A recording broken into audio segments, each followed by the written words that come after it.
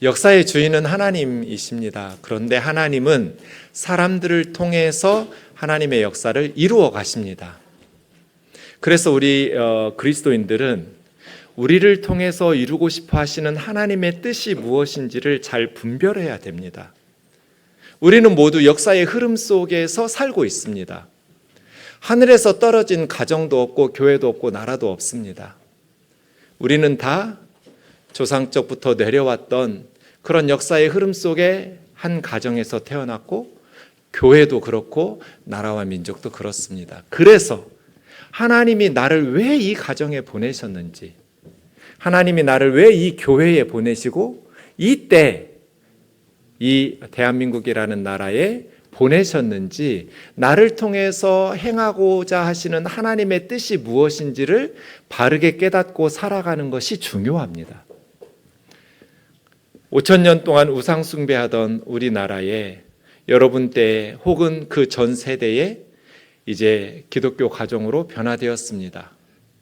그럼 지금 나는 우리 가정에서 어떤 하나님의 뜻을 사명으로 받아서 감당해야 하는가? 내 구간을 어떻게 달려서 내 다음 자녀들에게 바통을 넘겨주어야 되는가? 내 사명이 무엇인가? 가정에서, 또 교회에서, 나라와 또 온 열방 가운데 우리를 향해서 역사를 이끌어 가시는 하나님의 뜻이 무엇인가를 분별하고 그 뜻에 쓰임 받으면서 사는 삶이 값지고 보람 있는 인생이 될 것입니다. 역사의 주인은 하나님이시고 하나님은 하나님의 사람들을 통해서 하나님의 뜻을 이 땅 가운데서 이루어 가십니다.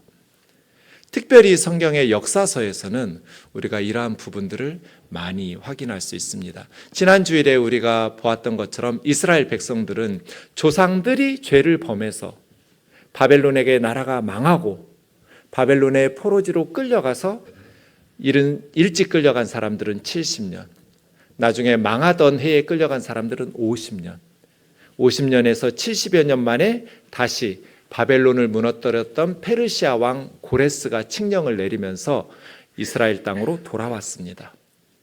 3번에 걸쳐서 돌아왔는데 1차 포로교환의 리더는 수룹바벨이었고 이들은 49,897명, 5만 명이 좀 안 되는 숫자가 예루살렘과 유다로 돌아왔습니다. 2차는 그로부터 79년 후에 약 80여 년이 지난 후에 오늘 본문에 나오는 에스라가 1754명을 데리고 포로지에서 다시 예루살렘과 유다로 돌아왔습니다.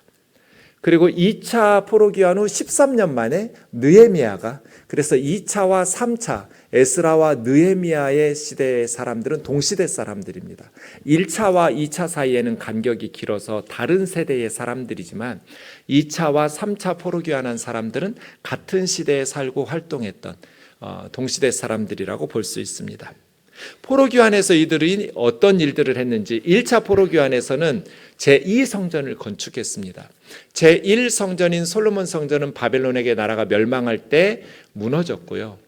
70년 만에 돌아온 이들은 제2성전인 수룹바벨 성전을 건축했습니다.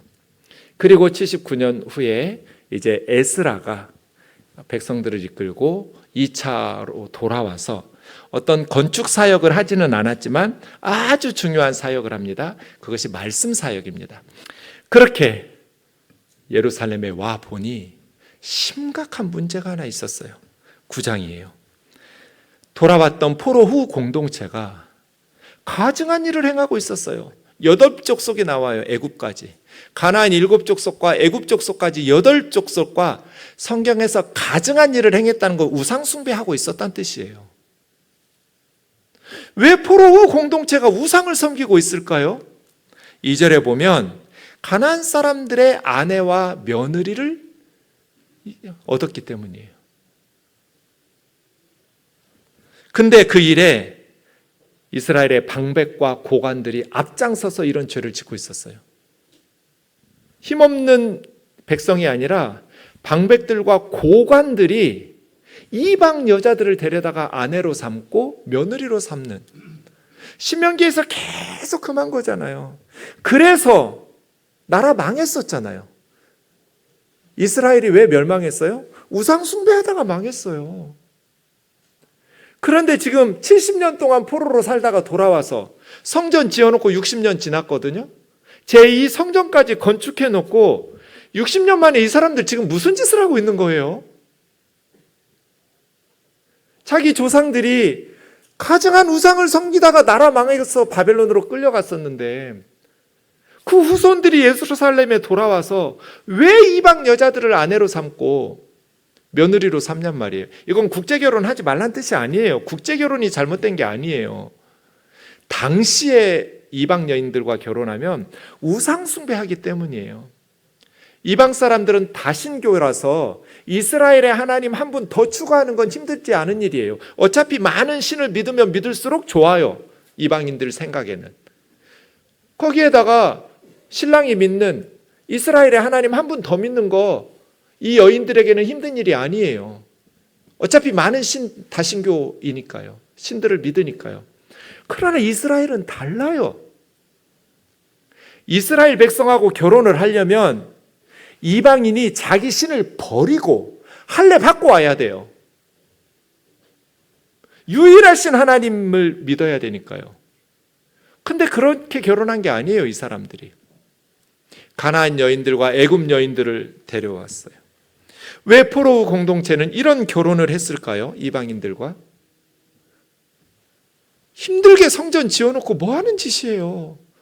왜 하나님의 진노를 스스로 초래하냔 말이에요. 왜 어리석은 조상들의 길을 답습할까요?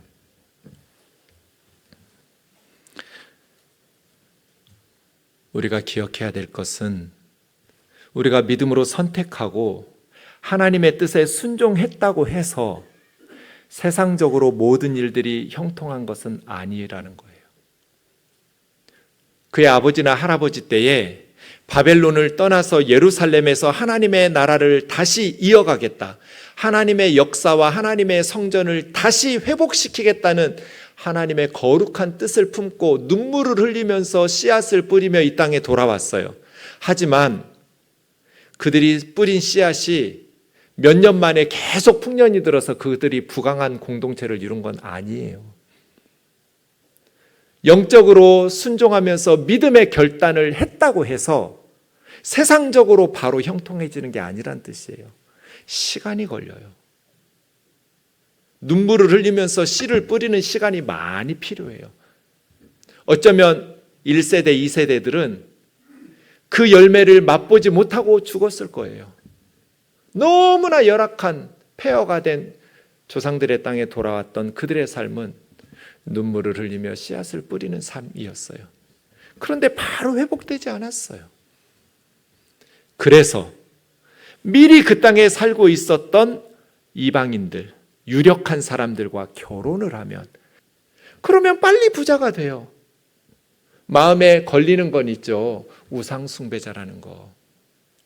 귀에 딱지 붙도록 신명기에 이방 여인들과 결혼해서 나라 망했다는 말은 들어서 부담은 됐겠죠. 그런데 현실의 유혹이 너무 강하니까 이런 불순물과 찌꺼기가 이스라엘의 신앙 안으로 들어온 거예요. 그렇게 몇 세대가 흐르면 그 아이들이 어떻게 되겠어요? 사마리아 사람들처럼 되겠죠. 다신교주의자들, 여호와 하나님 버리고 우상 숭배자들 됐겠죠. 그래서 에스라가 돌아와 보니까 이미 가증한 일을 행하고 있는 거예요. 에스라가 기가 막혀가지고 이 말을 듣고 속옷과 겉옷을 찢고 수염과 머리털을 다 쥐어 뜯어가면서 슬피 울면서 하나님 앞에서 기가 막혀서 성전 앞에서 주저앉아 있었어요.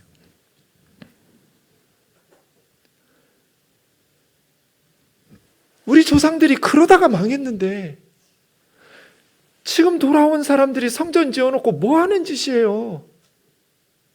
정말 기가 막힌 일이에요. 에스라는 상상도 못한 일이에요. 그래서 하나님께서 말씀을 연구하고 준행하고 가르치기로 결심한 에스라를 예루살렘에 보내신 거예요. 이때 에스라가 예루살렘에 와서 이스라엘을 종교개혁하지 않았다면 이스라엘 역사는 지금처럼 예수님 때까지 이어지지 못했을 거예요. 신앙의 순수성을 유지하지 못했을 거예요. 방백들과 고관들이 이러면 일반 백성들이 시간이 지나면 다 따라가지 않겠어요? 심지어 대제사장 예수와의 아들도 그런 짓을 하고 있었어요. 1차 포로기환의 리더가 정치적으로는 수룹바벨 총독과 종교적으로는 예수와 여호수아 대제사장이잖아요. 그 예수아의 아들 자손도 이방 여인하고 살아요. 절대로 제사장들은 이방 여인들하고 결혼하면 안 돼요. 일반 백성들은 할례 받고 돌아온 이방인들과 결혼할 수 있었어요. 그런데 제사장은 아무리 이방인이 할례를 받았든 어쨌든 이방인과 결혼하면 안 돼요. 무조건 안 돼요. 그런데 제사장들 중에도 족장 18명이 이방 여인들을 데려다가 아내로 삼거나 며느리로 삼고 있었어요. 그 중에 대제사장 여호수아의 후손도 있었어요. 그러니 나라가 어떻게 됐겠어요? 에스라가 기가 막혀가지고 주저앉아 있었어요. 에스라가 꿈꾸던 모습이 아니에요. 에스라가 기대한 모습이 아니에요. 돌아가서 성전도 지어놓고 예배 잘 드리고 있으리라 생각했겠죠. 근데 에스라가 언제까지 기가 막혀가지고 앉아 있었어요? 어느 때까지? 저녁 제사 드릴 때까지. 그래서 5절에 보면 저녁 제사 드릴 때 근심 중에 일어나서 그냥 겉옷 속옷 찢어진 채 하나님 앞에 예배를 드렸어요. 참 이게 중요한 것 같아요, 여러분. 예배 드리고 싶지 않아요. 예배당 가기 싫어요. 마음이 천근만근 무너지고 주저앉아서 울고 있었어요. 그런데 예배 시간이 돼서 예배를 가야 되는 거예요, 에스라는.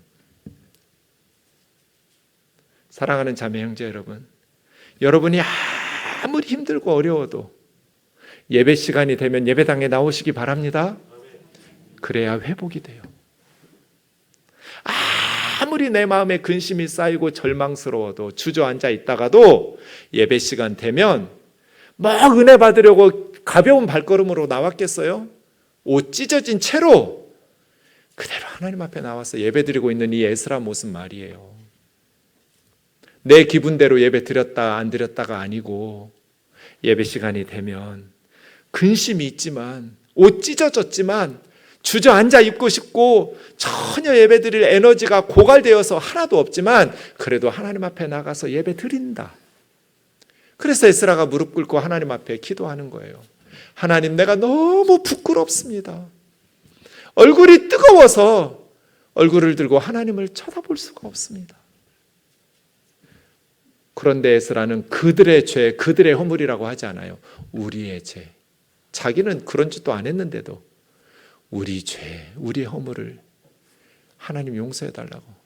우리 죄가 하나님 앞에 가득 차 있고 정수리까지 하늘까지 상달되어 있다고 죄와 허물을 회개하면서 조상들이 그런 죄를 지어서 망했는데 우리가 또 그런 죄를 반복하는 어리석음으로 너무나 부끄러워서 낯이 뜨뜻하여 얼굴을 틀 수가 없다고 하나님 앞에서 울면서 기도합니다.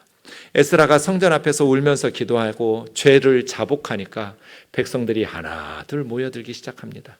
어린애들도 모이고 하나님의 백성들이 성전에 모여서 심히 통곡합니다.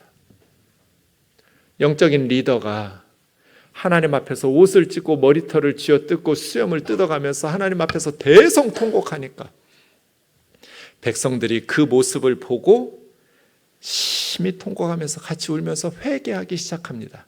그래서 중요한 사람이 스가냐라는 사람이 나오는데 스가냐라는 사람이 아직 우리 이스라엘에는 소망이 있습니다 라고 에스라에게 말합니다. 왜요, 여러분? 이 지경인데 무슨 소망이 있어요, 이스라엘에? 그런데 스가냐는 아직 소망이 있습니다. 아직도 우리에게 소망이 있습니다. 왜요? 회개하는 모습을 보고 울면서 하나님 앞에서 회개하는 에스라와 백성들을 보면서 아직도 우리에게는 소망이 있습니다. 사랑하는 자매 형제 여러분, 내가 무슨 죄가 그렇게 많다고 그래?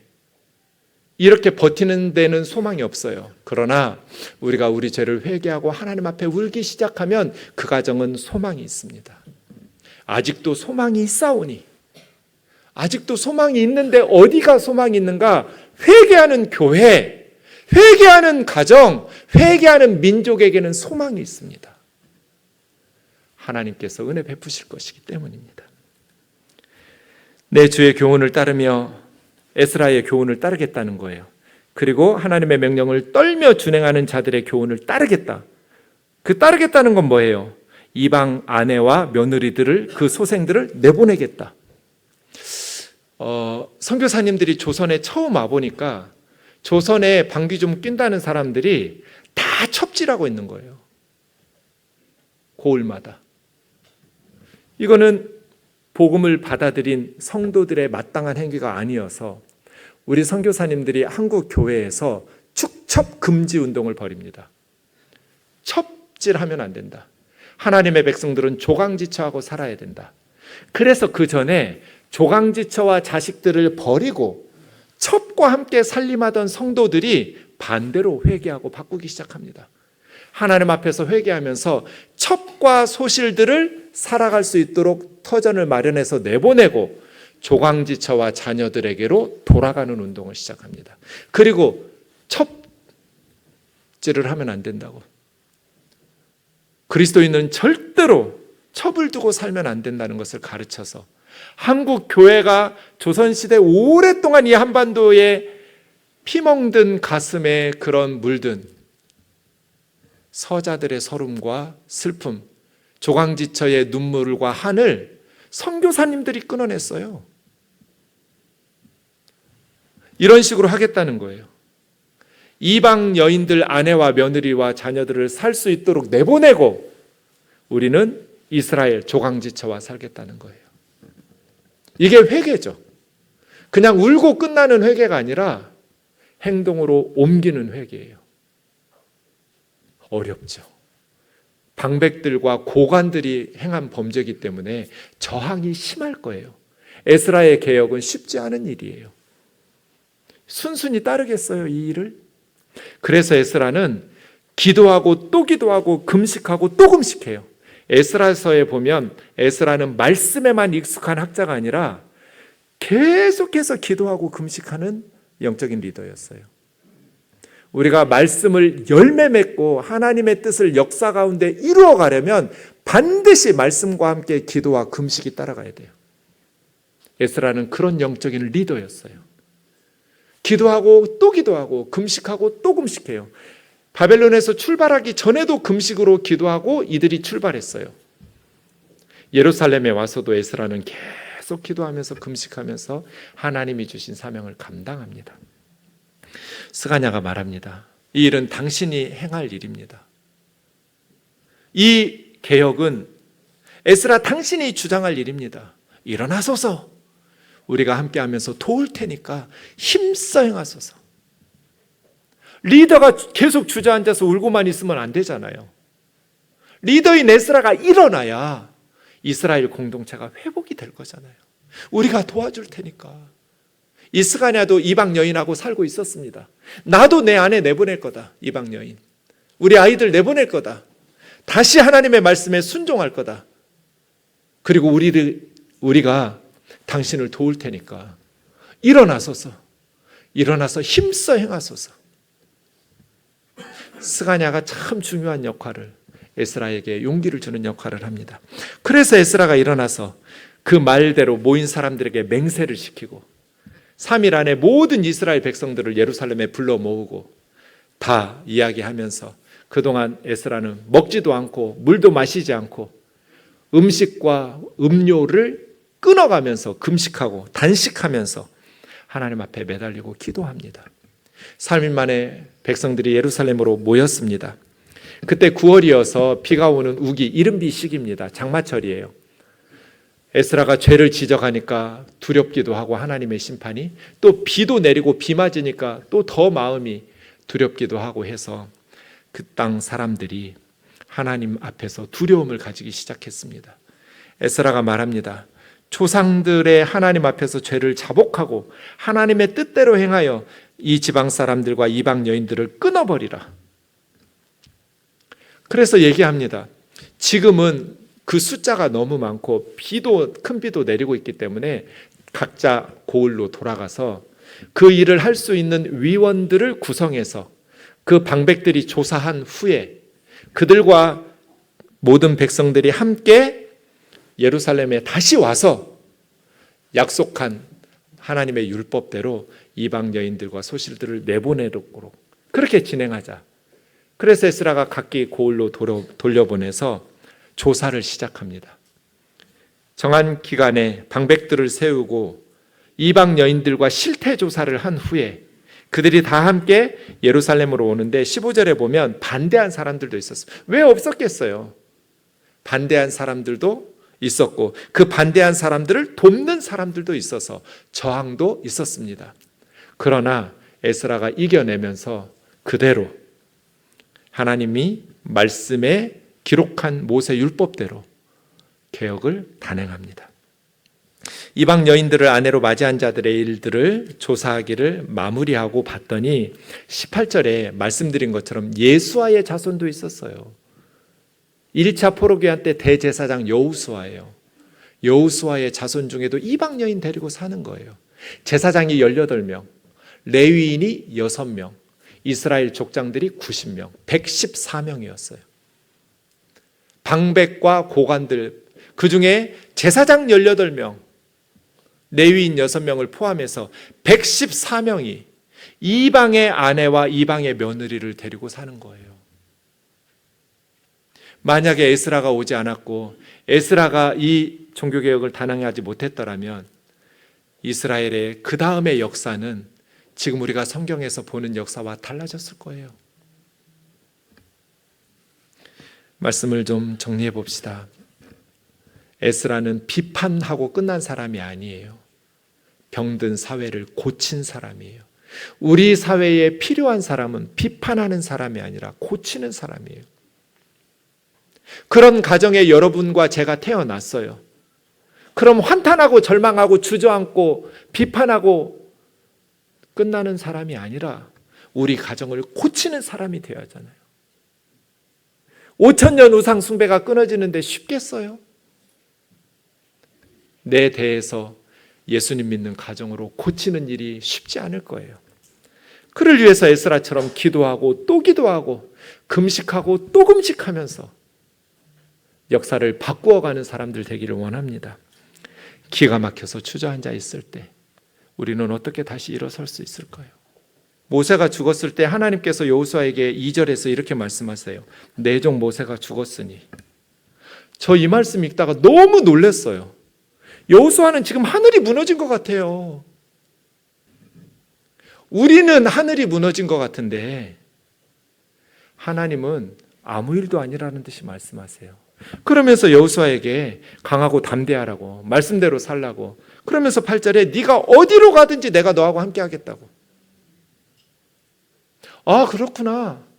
사업이 망하고 죽을 병에 걸리고 내 꿈이 좌절되고 주저앉아서 머리 쥐어뜯고 수염 뜯고 속옷 겉옷 찢고 탄식하면서 통곡하고 울고 그럴 필요가 없구나. 계속 그러고 있으면 안 되는구나. 일어나야 되는구나. 모세가 죽었다고 그래서 하나님도 죽으시는 건 아니구나.